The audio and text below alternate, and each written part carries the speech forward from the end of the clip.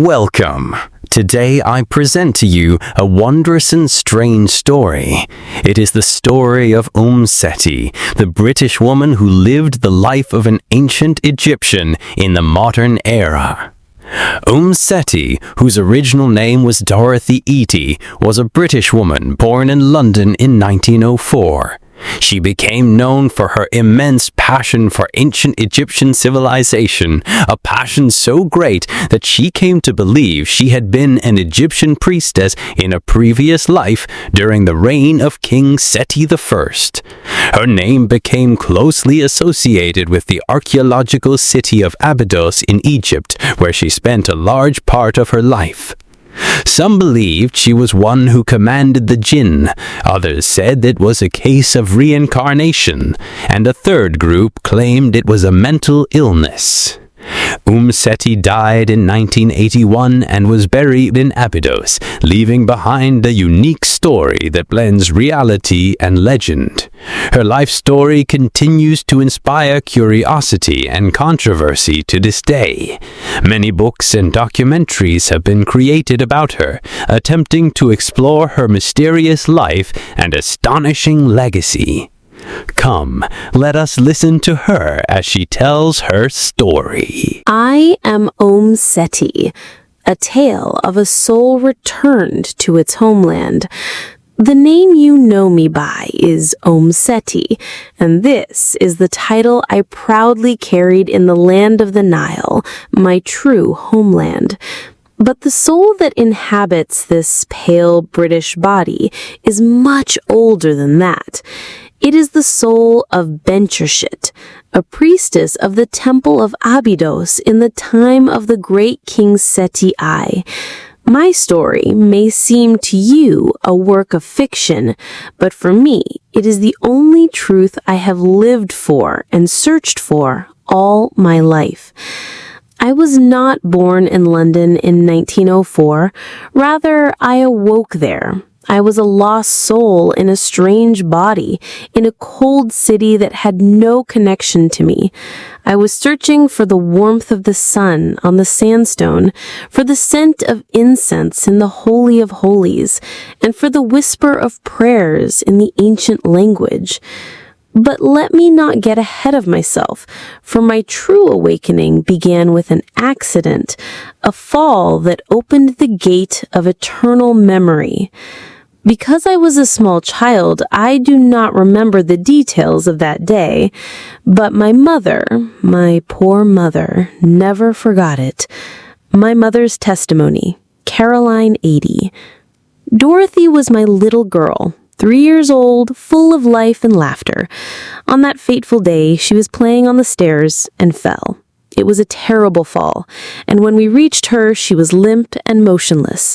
The doctor pronounced her dead. My world collapsed. I held her small, cold body and refused to believe it.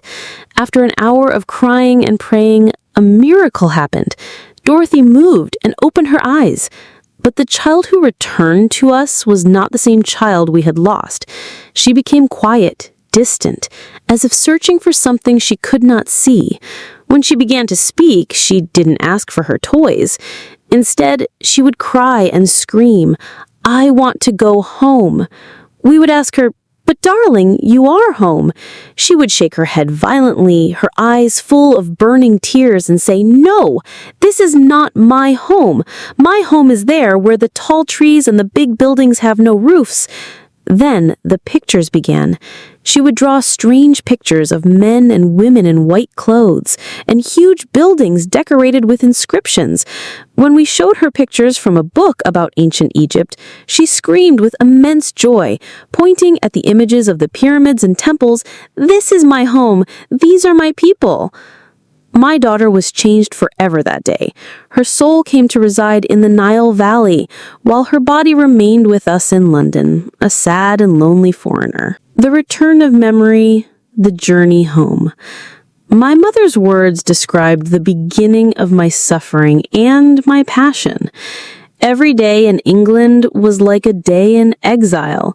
I devoured books about ancient Egypt, and I found my only solace in the British Museum. I would stand for hours before the sarcophagi and statues, not as a researcher, but as someone visiting the graves of their loved ones. I learned to read hieroglyphics with astonishing ease. It was not a foreign language, but my mother tongue that I had temporarily forgotten. Salvation came in the form of an Egyptian man named Emam Abdel Meguid. I married him, not for love in the sense you know, but because he was my ticket back home. When my feet touched the soil of Egypt, I felt as if I was breathing for the first time in my life. And when I gave birth to my son, I did not hesitate for a moment. I named him Seti, in honor of my king and master, in whose temple I had served. From that day on, I was no longer Dorothy. I became Om Seti, mother of Seti.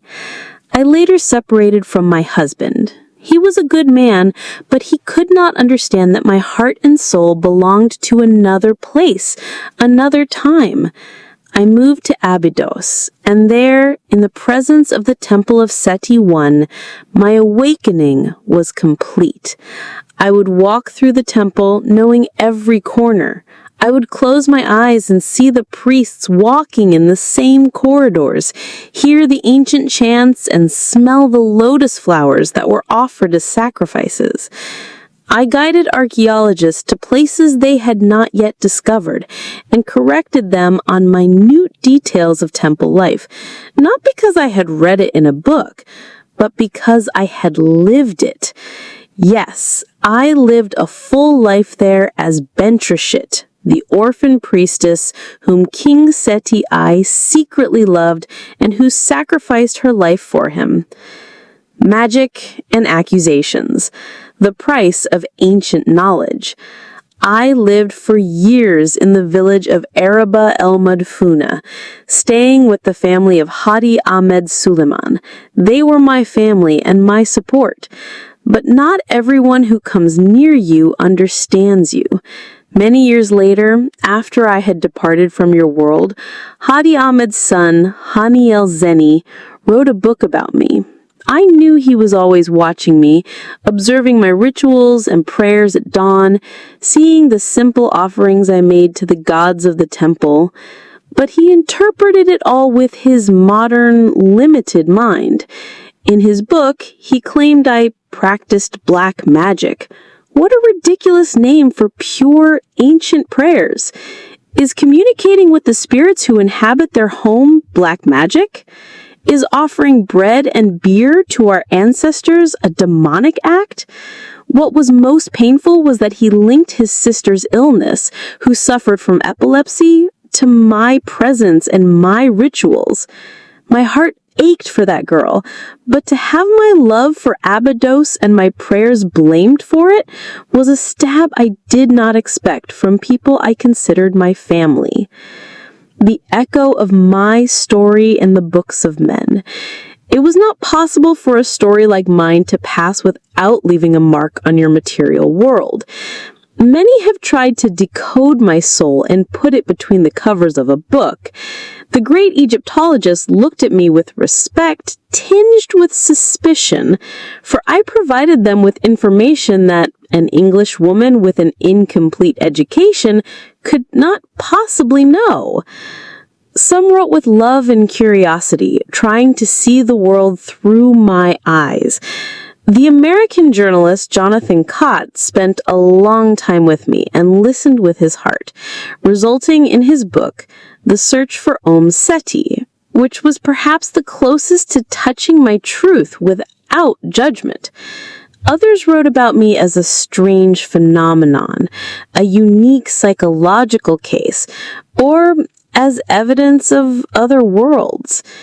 In contrast, others like Hani el Zeni in his book, Om Seti, Fact or Fiction, viewed me as a dangerous phenomenon, or perhaps a sorceress. My story became fertile ground for documentaries and research that oscillated between absolute belief and complete skepticism. Each took a piece of my story and tried to build a complete picture, but no one could see the full picture because it was not a story to be read, but a life to be lived. The judgment of religions and the question of the soul. When the time came for my final departure from my body in 1981, I found myself a stranger once again, just as I had been as a child in London. The Muslims refused to bury me in their cemeteries, for I was not one of them, even though I had lived among them.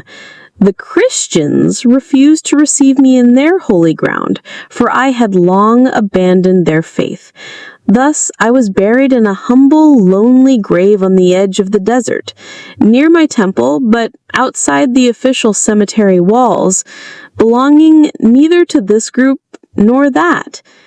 And now I ask you, who read my words, do you truly see me as an outcast from all religions? Or was my faith deeper and older than the names and boundaries you have placed on a single creator? This leads me to the bigger question that has puzzled you. Who am I really? Am I truly the reincarnation of the priestess Bentrashit, who violated the temple's teachings, loved her pharaoh Seti I with a forbidden love, bore his illegitimate child, and then ended her life in despair so her soul would remain suspended between worlds, seeking salvation in the land of her beloved? Or is the truth simpler and, in your view, more frightening?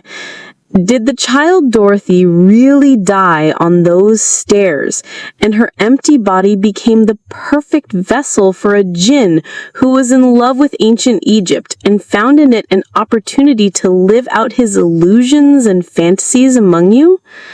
I have no answer for you. I lived my truth and left you with your bewilderment. Look at the inscriptions of the Temple of Abydos. Look at the details of my life. And perhaps you will find the answer, or perhaps you will discover that the soul is more complex and grander than all your explanations.